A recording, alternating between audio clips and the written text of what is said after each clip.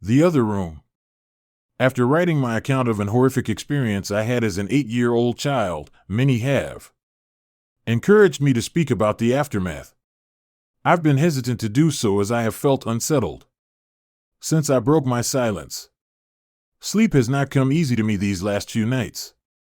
My skepticism, however, remains resilient, and as such I will tell of what I experienced in the other room. This won't be as long, as what occurred only took place over a few days, but that was more than enough for me. If you recall, after that unwelcome nightly visitor left me, I was moved into another bedroom a year later. This room was much larger than the previous one and had a warm and welcoming atmosphere to it. Some places feel bad. The room before felt foul, but this one did not. Thankfully, I was given a normal bed. The previous one was taken apart and thrown out, a welcome sight, I might add. I loved my new room. I enjoyed the space for all of my toys. I was happy that the place was large enough to have my friends drop by, but most of all I was relieved to just be out of that uneasy, foreboding part of the house. On the first night, I slept more soundly than I had done for a long, long time. Of course, I still moved my bed several feet from the wall. I told my mother that my friends and I liked to use the gap between the bed and wall as a hiding place when we were playing. I awoke the next day feeling refreshed and relaxed. As I lay there watching some of my favorite cartoons on a small portable television, I noticed something odd. An old dark brown armchair, which had always been there, sat at the foot of my bed, large and looming. It was frayed and worn, having been given to us as part of a suite by my cousin, but it had been used many times even by then. The chair itself was not unusual, but what unsettled me was that I could have sworn that before I had gone to sleep, the chair had been facing away from the bed. Now, in the cold light of day, the chair was facing me. I assumed one of my parents had moved it while I slept, probably looking for something which had been left there before we switched rooms. The second night was not as restful. It was around 11 p.m. and I could hear my parents' television from the other side of the house. The room was largely in darkness, the only illumination an orange hue drifting through my window from the street lights outside. I lay there content until I heard something quiet, yet unmistakable. At first I thought it was the sound of my own breath exhaling and inhaling as I rested, but when I stopped for a moment, the quiet, almost inaudible sound of someone else in the room breathing in and out did not cease. It continued, rhythmically and without pause. I lay there in the darkness, but while I was still recovering from the terror instilled in me from my experiences in my previous bedroom, I was not entirely afraid. The breathing was so distant and unlike the wheezing I had heard during my encounter with that thing in the wall that I remained calm, and even at that early age I believed that it was so subtle that it was probably my imagination playing tricks on me. Still, I took no chances. I stepped out of bed, walked across the room and turned the light on. The sound had gone. I stared at that old worn armchair facing the foot of my bed, which was within reaching distance of where I slept, and turned it around to face the other way. I had no real reason to do so, but something about it sitting there filled me with dread. The third night, I was not so fearless. Again, I awoke in darkness. Lying on my back, I stared up at the ceiling, which seemed to happily absorb the dim orange light from the street. The tree outside my window swayed in a calm breeze, casting a strange collection of improbable moving shadows across the room. I could hear nothing but the long and distant hum of the city's night traffic. Just as I began to drift back into sleep, I heard it, a creak from the bottom of my bed, as if something had moved or shifted its weight on the floor.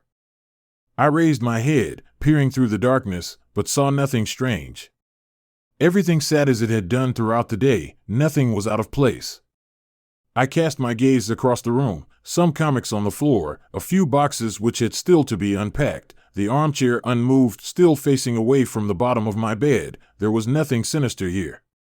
I was now fully awake, glancing over at my television, considering whether or not to enjoy some late-night TV. I'd have to keep the volume low, of course, as my older brother would hear it in the next room and no doubt tell me to switch it off. Just as I sat up fully in bed, I heard it again. A low creak, accompanied by a sound. The sound of the slightest of movements. I looked again at the room. The dim orange shadows cast by the leaves hanging by my window now took on a more menacing form. I still saw no reason to be afraid. I stared at the chair at the end of my bed and saw nothing unusual about it. It's quite common for the mind to take a moment to fully come to terms with what it is seeing. It takes time to put the full horror of what is in front of you together into a moment of cold, bitter realization. Yes, I was staring at that old worn armchair in the dark, but what I was also staring at was the person sitting in it. In the dim light, I could only see the outline of the back of its head, the rest obscured by the spine of the chair. I sat motionless, staring, praying, hoping that my eyes were being misled by their surroundings. The slow creak of movement as it shifted in its battered throne chilled me to my very core. This was no mere trick of the dark. Then, it shifted onto its right side. I knew what it was doing. It was turning to look at me. It was difficult to make out, for even in that room it seemed darker than everything around it. I saw what looked like a collection of long fingers slip over the crest of the chair, and then another. The room was silent but for the sound of this thing shuffling in its seat, and the crash of my racing heart. At first I could only make out the outline of its forehead, but then it began to rise up, revealing 2 pinpoints of light in the dark recesses of its deeply set eye sockets. It was staring at me. I screamed, and within a moment my brother and mother came into the room, switching the light on, asking if I'd had another bad dream. I sat speechless, barely acknowledging them, staring intently at the now empty armchair. I was only in that room for another few days before we suddenly moved. I saw nothing for the remaining nights, except for my last sleep in that room where I woke to the warm air of something breathing into my ear. I jumped out of bed, turning the light on. The slow rhythmic breath of something unseen remained, louder than before. I spent the rest of that night on the couch in the living room. 2 years later I slept soundly in my bed, in our new house. There had been no other incidents, and I was sure I had left behind whatever strangeness had plagued me in that little average suburban home. I was, however, left one parting gift. My tormentors, and in my opinion the watcher in that armchair was a different entity to the thing in the elongated room, had one last surprise in store for me. Like an animal claiming its territory, I was not entirely out with their grasp. For one last, terrifying moment I felt the presence of those things. I lay there sound asleep, 2 years since those horrifying experiences. I was in the throes of a nightmare and suddenly, happily found myself awake, safe and sound in my bed. The room was darker than usual. I breathed a sigh of relief as one does when waking from a nightmare. But the room was so dark. I could see nothing at all, as if something had snuffed out the light. I chuckled to myself, realizing that I must have pulled my blanket up and over my face while sleeping.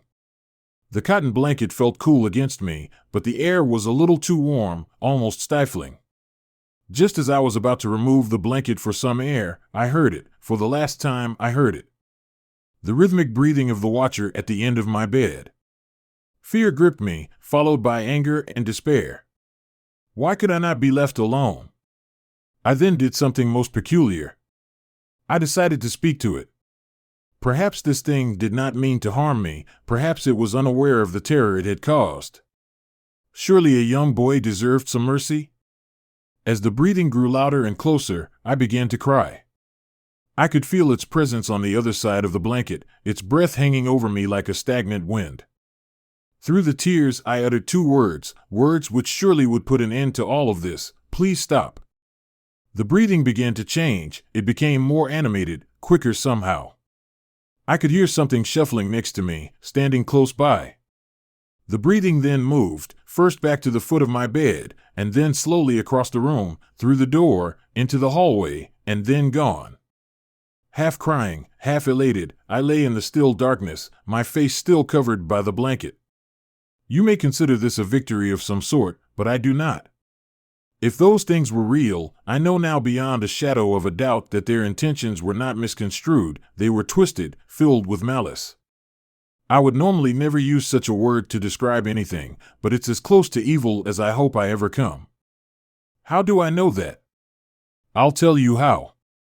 Moments after that thing seemed to have left the house, something pressed forcefully down on top of me, pushing the blanket with great strength against my face.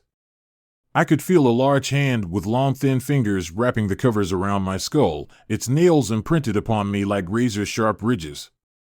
I managed to slide down into the gap between the bed and the wall, quickly making my escape, clambering and screaming out of my room, waking my family.